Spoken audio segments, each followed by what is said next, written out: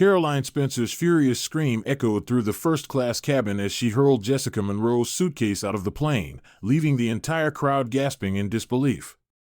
Cameras flashed, passengers froze, and in that instant, the woman Caroline thought she could humiliate revealed herself as the powerful CEO of the entire airline. What began as an act of prejudice was about to explode into a public downfall that the world would never forget. The airport buzzed with the restless hum of travelers rushing to catch their flights, families gathering around gates, business people glued to their phones, tourists clutching boarding passes. It was the usual controlled chaos, punctuated by the occasional boarding announcement cutting crisply through the air. Amid it all, Jessica Monroe stood gracefully in the first-class boarding line, a vision of calm in the middle of the storm. At 38 years old, Jessica carried herself with a quiet strength, dressed in a stylish but modest navy blazer, soft slacks, and low-heeled leather boots polished to perfection. She didn't flash any logos, didn't need any designer labels screaming for attention. Her presence alone spoke of dignity, intelligence, and self-respect, qualities that, unfortunately, not everyone appreciated. Across the bustling gate, Caroline Spencer's eyes locked onto her like a heat-seeking missile. Caroline, a well-preserved woman in her early 50s with platinum blonde hairstyle to perfection, draped in a cashmere wrap and clutching a $4,000 handbag like a trophy, couldn't believe what she was seeing. A black woman. Standing in the first-class line. Alone. No uniform. No deference. No sign of knowing her place.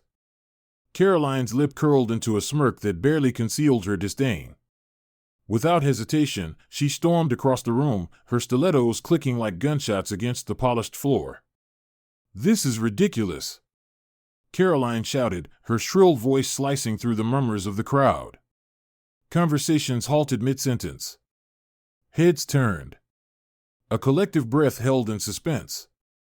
That woman, Caroline jabbed a manicured finger at Jessica, her voice growing louder, does not belong here. People like her are always causing trouble. I'm not boarding this flight until she's arrested and removed. The accusation hung heavy in the air, thick with hatred and entitlement. Jessica, standing only a few feet away, remained perfectly still. She didn't flinch. Didn't shrink. She simply tilted her head slightly, observing Caroline with the cool detachment of someone who had seen this kind of behavior too many times before. Caroline, emboldened by the silence around her, pressed forward, waving her handbag like a royal decree. "I don't know how she got into this line," she spat, "but it's obvious she's trying to sneak into first class. This is unacceptable." A few passengers exchanged uneasy glances. Some stared in open shock. Others, more cowardly, turned away, pretending not to notice. The gate agent, a young man who looked no older than 24, hovered nervously behind the counter, unsure whether to intervene. Caroline wasn't finished. She marched right up to Jessica, sneering down her surgically tightened nose. "Well," she snapped. "What are you waiting for? Take my bags and load them carefully. And don't scratch anything." For a beat, the world seemed to hold its breath. Jessica's lips curved into a polite but unmistakably amused smile. She said nothing at first, letting the absurdity of the moment bloom fully. Then, with the same serenity she had carried all along, she lifted her boarding pass into view. "I'm a passenger," Jessica said simply, her voice even, firm, and unmistakably calm. "Just like you." Caroline recoiled as if Jessica had slapped her. She gave a short, humorless laugh, shaking her head in disbelief. "Come on," she scoffed. "Let's not play games. You know you don't belong here." Jessica didn't respond. She didn't need to. The silent confidence in her posture said everything. Caroline turned sharply toward the gate agent. "I want her ticket checked immediately," she demanded, her voice climbing into a screech. The young agent hesitated, clearly uncomfortable, then approached Jessica. "May I see your boarding pass, ma'am?" he asked quietly. Jessica handed it over without a word. The agent scanned it, his scanner beeping softly. His eyes flicked to the screen, then back to Jessica, then more. Hesitantly, to Caroline. "She's in seat 2A, first class," he said, his voice louder than necessary, as if he wanted the entire gate to hear it. "Everything checks out." Caroline's mouth opened and closed like a landed fish. For a moment, she was stunned into silence. The nearby passengers, who had been pretending not to listen, now openly stared. Some were shaking their heads. Others exchanged small, satisfied smirks. Jessica calmly took back her boarding pass and tucked it neatly into her carry-on. She didn't gloat. She didn't smirk. She simply existed, and that, more than anything, infuriated Caroline. "This is outrageous," Caroline hissed under her breath as the boarding announcement called first-class passengers to board. She stormed forward, barely managing to keep her composure as she thrust her ticket at the agent and marched down the jet bridge. Jessica followed at a respectful distance, her movements unhurried, composed. But fate wasn't done teaching Caroline her lesson. When Caroline reached her assigned seat and glanced at the seat next to her, she froze. There, the small gold lettering on the headrest taunted her, 2A and 2B. Side by side. Jessica Monroe and Caroline Spencer. Caroline's face turned a blotchy shade of red. She spun around, eyes wild, searching for a flight attendant. One approached, offering a polite but wary smile. "Is there a problem, ma'am?" she asked. Caroline practically vibrated with indignation. "Yes, there's a problem. I'm not sitting next to her." She threw a disgusted glance at Jessica, who had already begun neatly stowing her handbag under the seat in front of her, wholly unbothered. The attendant blinked. "I'm sorry, ma'am, but the flight is full. There are no open seats in first class. There must be something you can do." Caroline insisted, her voice rising again. "Switch me with someone. Anyone." Around her, passengers buried their faces in phones and magazines. No one volunteered. No one even looked up. A few rows back, a man in a navy blue blazer and jeans, with kind brown eyes, finally sighed and said, "I'll switch." The attendant beamed with relief. "Thank you, sir." Caroline, victorious once again in her mind, wasted no time shoving her carry-on into the overhead bin, plopping into the newly available seat several rows behind Jessica. She crossed her legs sharply, pulling out her phone and furiously tapping out messages, perhaps to her lawyer, perhaps to anyone who would listen to her complaints. Jessica adjusted her seatbelt, leaned back, and closed her eyes, letting the tension roll off her shoulders. She hadn't won anything in Caroline's mind, not yet, but Jessica knew better. She knew this wasn't over. She could feel the hostility radiating from a few rows back, simmering like a volcano just waiting to erupt. And when it did, Jessica would be ready. Because people like Caroline Spencer always underestimated women like Jessica Monroe. And they always paid the price. Jessica hadn't even fastened her seatbelt when she felt it, the burning glare of Caroline Spencer drilling into the back of her head like a brand. She didn't need to turn around to know the woman was seething, her fury barely contained, crackling in the air between them. Jessica breathed in slowly, feeling the familiar, heavy weight of being hated without cause, judged without reason, dismissed without even a question. It wasn't new. It wasn't surprising. But it was exhausting. Still, she stayed composed, serene, as the flight attendants made their final rounds and the captain's voice crackled over the intercom welcoming everyone aboard.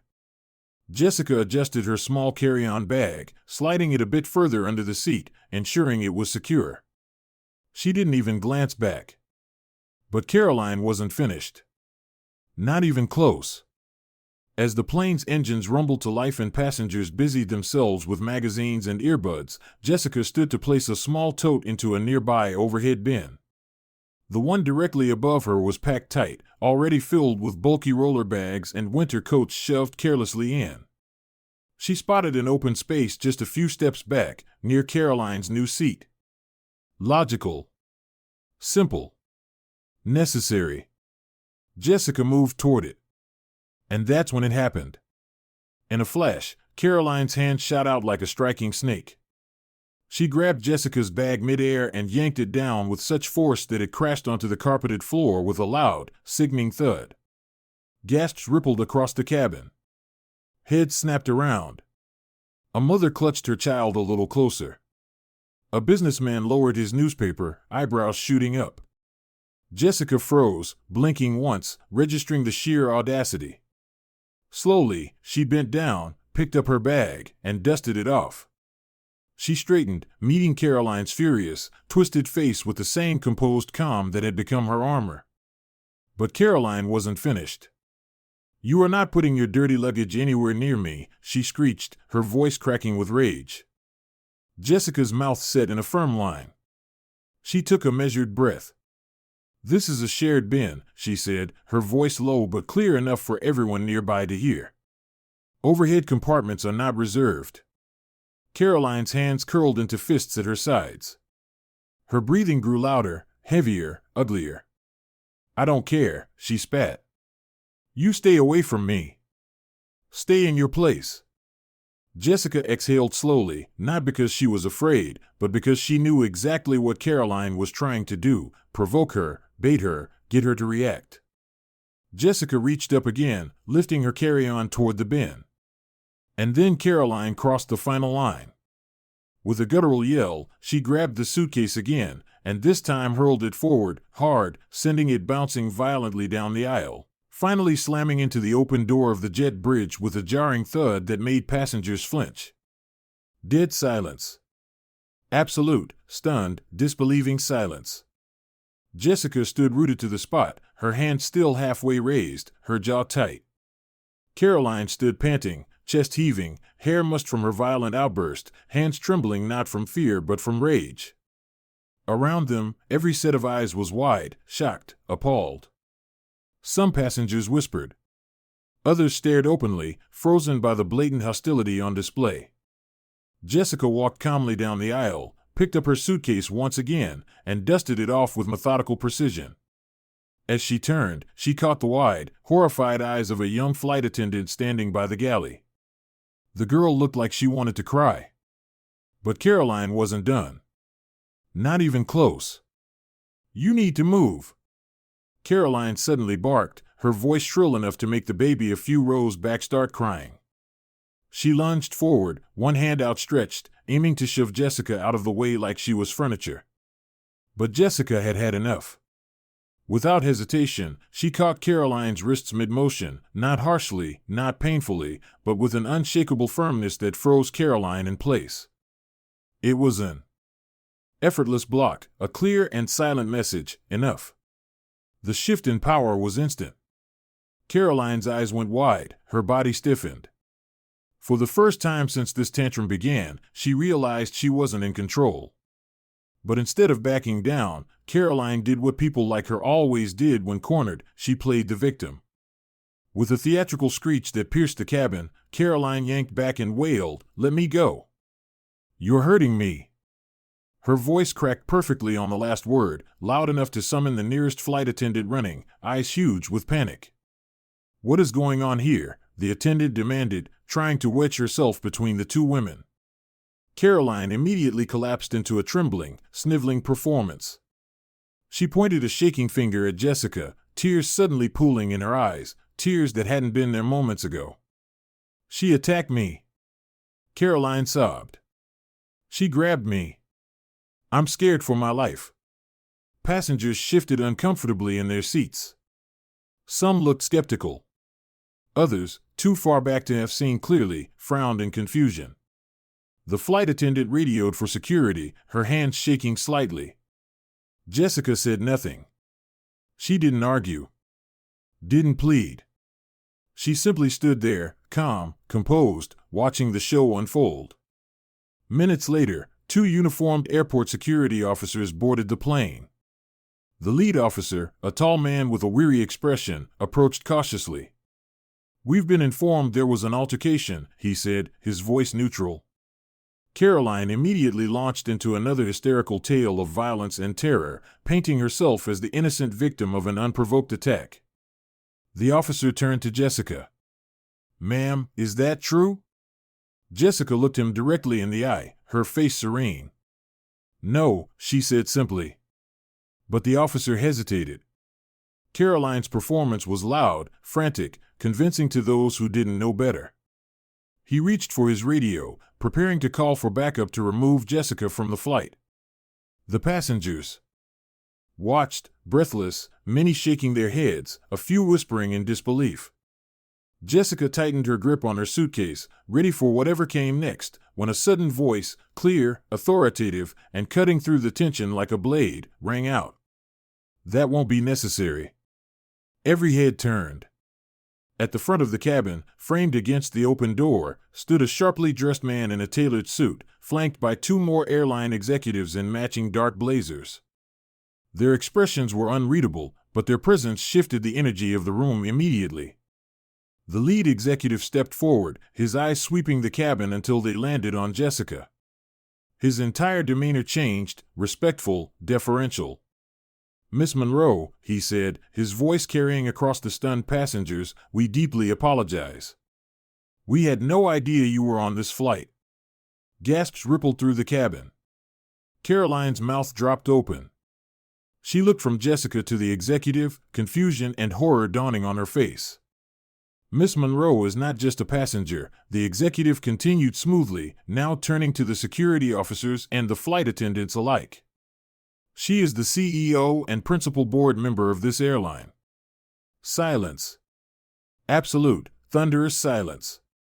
The realization crashed over Caroline like a tidal wave. Jessica Monroe, the woman she had humiliated, accused, insulted, manhandled, was the owner of the very airline she thought she could manipulate. Caroline paled, her perfect makeup unable to hide the sheer terror on her face. The security officer lowered his radio slowly, realization spreading across his features. "We'll be handling this from here," the executive said firmly, nodding at the flight crew. He turned to Caroline, his voice losing all warmth.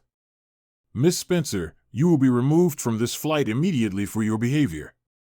The first scattered whispers of passengers turned into open murmurs now, outrage and satisfaction mixing freely in the air. Jessica, still poised, still composed, stepped slightly aside to allow the security officers clear access. Caroline stumbled back, frantic, her words a desperate, sputtering mess. "Wait! No, you don't understand. I didn't know who she was," she cried, her voice high and broken. But the executive didn't even flinch. "That," he said coldly, "is exactly the problem." Caroline Spencer didn't even have time to process the executive's cold, final words before she felt the firm but professional hands of security guiding her backward, away from the first-class cabin she had once sauntered into like she owned it. She stumbled, heels catching slightly on the carpeted floor, her hands flailing uselessly as the murmur of passengers grew louder behind her. Jessica Monroe remained still, a quiet, commanding presence in her seat, watching with calm detachment as Caroline was dragged toward the exit, her dignity unraveling thread by thread. The moment Caroline crossed back through the boarding door and into the harsh fluorescent lights of the jet bridge, her panic exploded. "This is a mistake," she shrieked, twisting to look at the lead executive following closely behind, his arms crossed, his face an unreadable mask of authority. "You can't do this to me. I'm a valued customer. I have flown with this airline for years." The executive didn't so much as blink. He produced a sleek leather folder from under his arm, opened it with mechanical precision, and handed her a single sheet of paper. "Miss Spencer," he said, his voice low and cutting, effective immediately, "you are permanently banned from flying with Monroe Airlines." Caroline gawked at the paper, the words blurring through the tears of rage welling in her eyes. "Permanently banned," she gasped, as if the concept itself was offensive. "You can't be serious." The executive tilted his head slightly, as if examining a particularly disappointing investment. "We have zero tolerance for harassment, discrimination, and disruptive behavior on our flights. Your actions today have violated every standard of decency we uphold." His words struck harder than any slap. "I didn't know who she was." Caroline blurted, desperate to salvage the situation. "If I had known, it shouldn't have mattered who she was," the executive cut in sharply. "Every passenger deserves respect."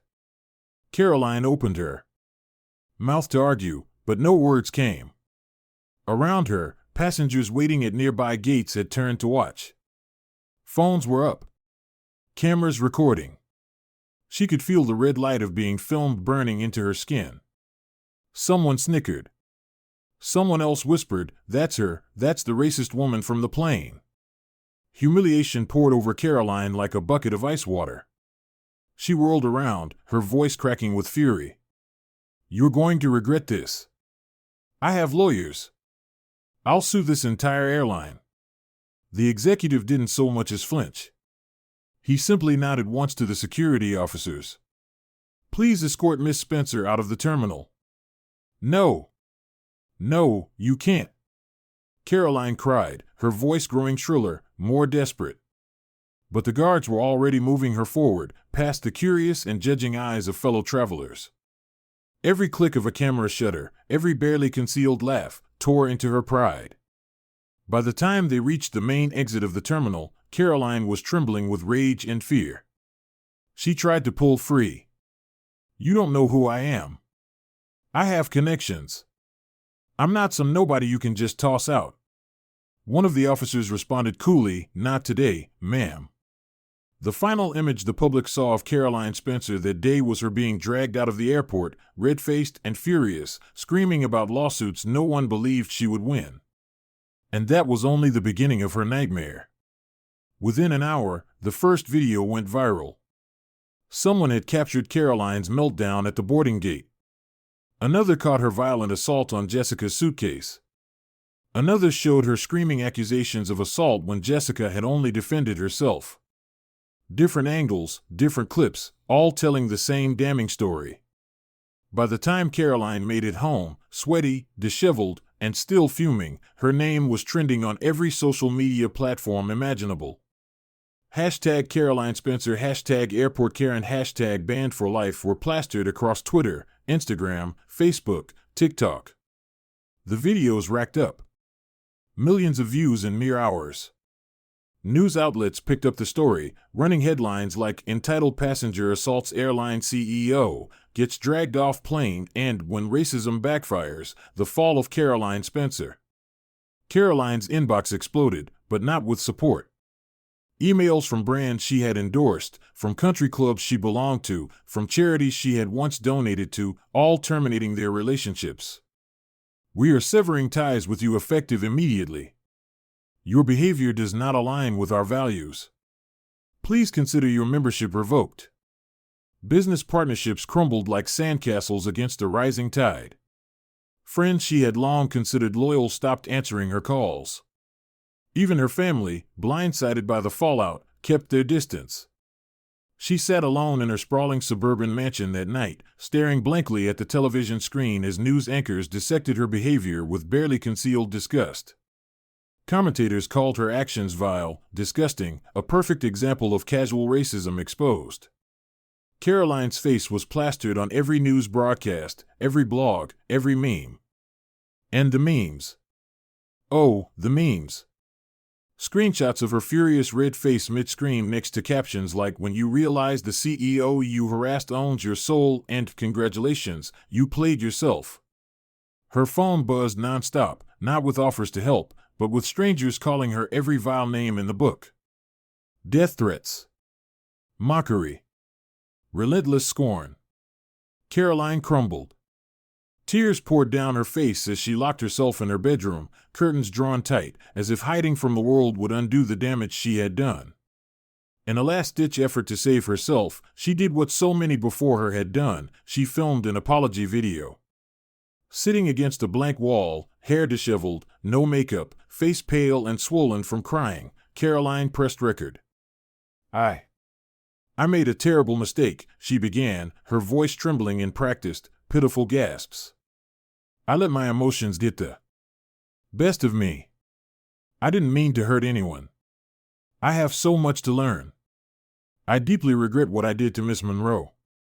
She wiped away a single tear with a shaky hand, pausing for dramatic effect. Please find it in your hearts to forgive me." She posted it within minutes, tagging it, "I'm truly sorry. Please watch with an open heart." And then she waited. But forgiveness never came. The first comments trickled in, then the flood. "You're just sorry you got caught. Fake tears don't fix real racism. This is the worst acting I've ever seen, and I've watched soap operas." Someone edited the video to overlay Oscar Award music. Another paired her apology with footage of her throwing Jessica's suitcase off the plane. Memes exploded across Reddit and Twitter. Influencers made reaction videos mocking her sobs. Celebrities tweeted in disgust. Her apology backfired spectacularly, making her an even bigger joke. Caroline watched helplessly as her reputation, once built on careful appearances and curated wealth, disintegrated into dust before her eyes. And there was no undoing it. No saving it. The world had seen her, the real her, and they would not forget. Not this week. Not ever. In the end, Caroline Spencer, who once moved through the world certain of her untouchable status, found herself isolated, despised, and irrelevant. She wasn't just banned from flying. She wasn't just fired from every brand partnership she ever had. She became a living cautionary tale, whispered about in boardrooms, laughed at in group chats, forgotten by the very society she once thought she ruled. She thought she could bully her way through life forever. She thought her privilege would always shield her. She thought no one would ever dare hold her accountable. She thought wrong. And Jessica Monroe? She didn't need revenge. She didn't need to gloat. She didn't need to destroy Caroline. Caroline destroyed herself with her own arrogance, her own hate, her own hands. In life, the way we treat others, especially those we believe have no power to defend themselves, reveals the truth of who we really are. The story of Jessica Monroe and Caroline Spencer is not just about an ugly confrontation at an airport. It's about something much deeper: the dangers of unchecked prejudice, the false security of privilege, and the inevitable downfall that comes when entitlement blinds a person to basic decency. Caroline assumed that her wealth, her status, her skin color would protect her. She believed she could mistreat someone she thought was beneath her without consequence. But the world today is changing. Justice, though sometimes slow, has a way of finding those who believe they are above it. And when it does, it humbles in ways more painful than anyone could imagine. The lesson here is simple but powerful: treat every person with dignity and respect, not because of what they have, not because of who you think they are, but because of the humanity you both share. You never know who someone truly is. Their title, their wealth, their influence, it may not be written on their clothes or shouted to the world, but their worth is immeasurable. Respect should never be transactional. It should never be conditional.